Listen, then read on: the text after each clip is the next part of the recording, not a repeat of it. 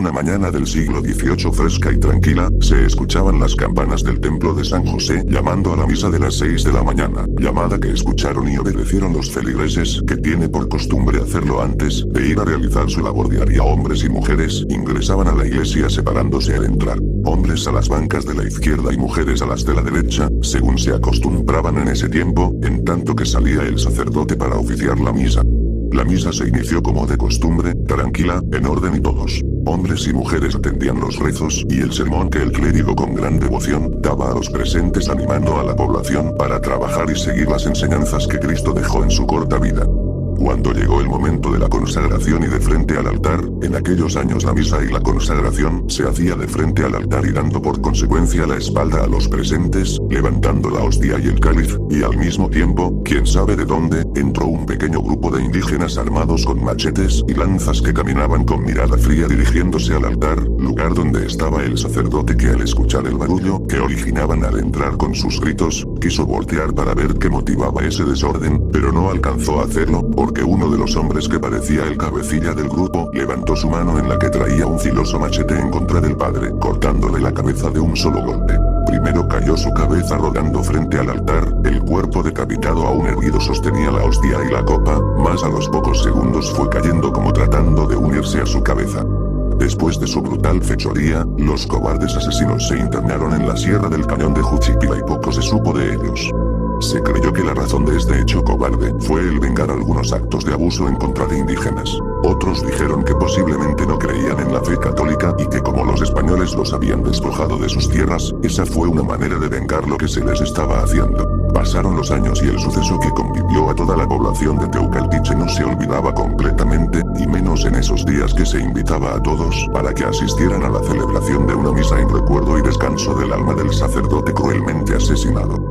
La misa se realizó y fue muy concurrida, pero se cuenta que a partir de ese día comenzaron a suceder cosas extrañas en el templo de San José. Sonidos raros, voces tenebrosas, cosas que se movían y un viento frío, entre otras cosas, pero lo más misterioso era lo que muchas personas aseguraron haber vivido. Al filo de la medianoche y estando todo oscuro, se veía a un sacerdote que invitaba a entrar al templo de San José a quienes pasaban por ahí y que por lo general siempre eran borrachines de la noche, señalando que se les hacía raro que el templo estuviese abierto y con sus velas encendidas. Una noche de tantas, al pasar dos hombres, vieron que el templo estaba abierto y en la puerta un sacerdote, que al aproximársele los invitó a entrar para que escucharan su misa. Se les hizo un poco raro por la hora, pero se trataba de un padre que no pensaron más en ello y entraron al templo alumbrado solo con la suave luz de las velas. Los dos hombres estaban acomodados en las bancas de la iglesia, y al tiempo que el sacerdote se disponía a dar su misa, les ganó el sueño y no supieron más del asunto. Su sorpresa y asombro fue por la mañana cuando vieron que estaban encerrados, solos y sus almas. La claridad entraba por las ventanas y se miraban el uno al otro azorados. Poco les duró el asombro y comenzaron a sentir miedo, corrieron hacia la puerta, la golpearon por un buen rato hasta que alguien los escuchó y dio aviso al campanero, diciéndole que se oían ruidos y gritos dentro del templo y apresurado fue a abrir.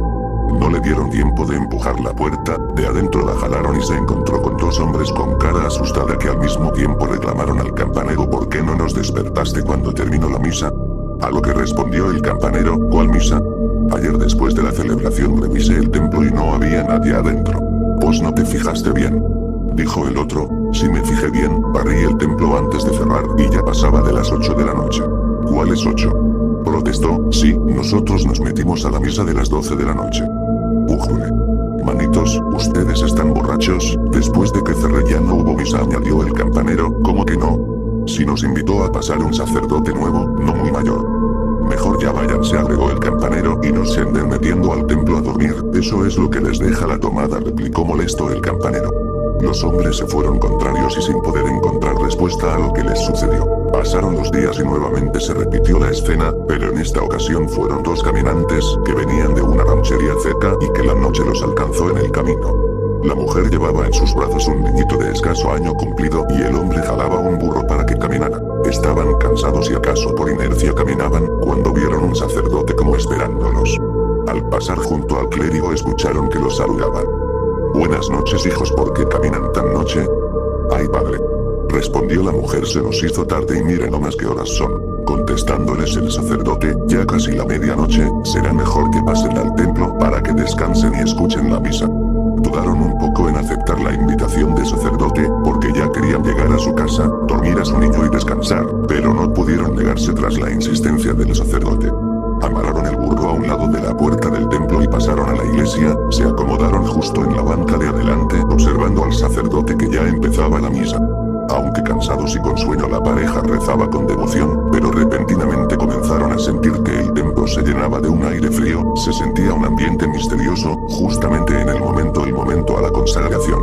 Justo con los rezos, el padre levantó la hostia y el cáliz e inesperadamente sucedió lo increíble. Se desprendió la cabeza del cuerpo del cura como arrancada por un fuerte golpe invisible, y luego su cuerpo antes fuerte y firme se fue descarnando hasta convertirse en un esqueleto que se desarticuló y cayó al suelo junto a la cabeza, formando un pequeño bulto de huesos medio, cubiertos por las ropas del clérigo. Al mismo tiempo se escucharon gritos y golpes que se perdían entre ecos y murmullos, soplaba un viento frío que hacía estremecer a la pareja. La mujer lloraba asustada, no daba crédito a lo que veía, el hombre temeroso rezaba y se persignaba repetidas veces, en ese instante cada una de las velas del templo se fue apagando hasta dejar a oscuras el santo lugar. Muy asustados los esposos se abrazaron tratando de darse valor uno al otro y luego por un reflejo, se encaminaron a la puerta como única respuesta a su pánico por algo inexplicable, algo que para ellos era imposible, sucediera y menos en la casa de Dios. Al llegar a la puerta principal e intentar salir volvieron a estremecerse, la puerta estaba cerrada con ellos presos en las tinieblas. Después de forcejearla, golpearla y pedir auxilio desesperadamente se acomodaron a un lado de la puerta continuando sus rezos abrazados, con los ojos cerrados escondiendo su miedo, hasta que no pudieron más y se quedaron dormidos. Se escuchó el canto de los gallos, y el alba anunciaba el nuevo día, por la calle se oían los guaracazos de alguien que con prisa se dirigía al templo de San José y efectivamente, se trataba del campanero del templo, que al acercarse le sorprendió ver a un burro amarrado con todo y carga a un lado de la puerta del templo. Miraba en todas las direcciones y no observó a nadie, se preguntaba de quién pudiera ser ese animal. Abrió el cancel y antes de entrar al templo tocó las campanas anunciando la primera misa. El tintineo de las campanas despertó a la pareja, que inexplicablemente se había quedado encerrados. No esperaron más y comenzaron a gritar auxilio. El campanero sorprendido les abrió apresuradamente. Luego que salieron le platicaron lo sucedido, pero este no se asombró y les dijo que no eran los únicos a quienes había pasado la tenebrosa historia, que ya se había repetido muchas veces. Pasó el tiempo y según se cuenta el padre sin cabeza continuó apareciéndose e invitando a misa de medianoche a los desvelados, originando que nadie quisiera pasar por ese lugar ya avanzada la noche. Con el transcurrir de los años y para ubicarnos en el tiempo, fue en 1946 cuando en Teucaltiche prestaba sus servicios el padre Gumaro Díaz Lomelí, conocido por todos como el padre Díaz, a quien le llegaron rumores de las continuas apariciones en el templo de San José. Todo esto despertó su interés y para poder dar contestación a sus feligreses, se propuso investigar personalmente lo que sucedía en el viejo templo. Durante algún tiempo, se le observó al sacerdote caminar al filo de la medianoche por la banqueta del templo dando una y otra vuelta, esperando ser uno de los invitados a la misa misteriosa, y lo hacía vistiendo su sotana. Después de muchas caminatas nocturnas al lugar, por fin su entrega y dedicación encontraron respuesta. Frente al templo, como le decía la gente, estaba el sacerdote que invitó al padre Díaz a pasar y escuchar su celebración. Comenzó la misa con el padre Díaz como único presente y cuentan que al momento de la consagración, de pronto se desprendió del cuerpo del cura la cabeza que rodó por el suelo y acto seguido, su cuerpo se transformó en un esqueleto que al mismo tiempo se desbarataba reduciéndose a un pequeño bulto deforme. El padre Díaz, aunque sorprendido, ya esperaba todo eso por lo que le había contado. Se levantó de su banca apresuradamente subiéndose al altar, precisamente el lugar que ocupaba el padre sin cabeza. Sin demora alguna continuó con la ceremonia hasta terminarla, misa que el padre sin cabeza no pudo concluir durante más de 200 años.